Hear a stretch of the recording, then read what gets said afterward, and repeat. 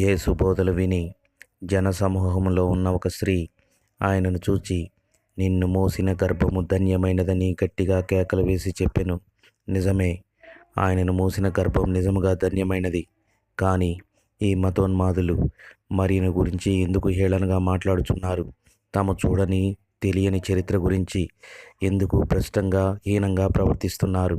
దేవుని దూత మరి యొద్దకు వచ్చి, నీవు గర్భం ధరించి కుమారుణ్ణి కని ఆయనకు యేసు అని పేరు పెట్టుదు అని చెప్పినప్పుడు ఆమె అడిగిన మొదటి మాట, నేను పురుషుణ్ణి ఎరుగని దానినే, ఇది ఎలాగూ జరుగునని తన కన్యత్వం గురించి ఆమె మాట్లాడింది.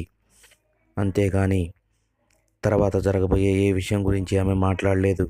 ఈ సమయంలో నేను గర్భం ధరిస్తే నా బంధువులు ఏమనుకుంటారు, నాకు జన్మలో వివాహం అవుతుందా, ఇలాంటి విషయాలు ఏమీ ఆమెను అభ్యంతరపరచలేదు. ఆమె దేవుణ్ణి కనపరిచి, దేవుడు నాకు గొప్ప కార్యము చేసెను, ఇది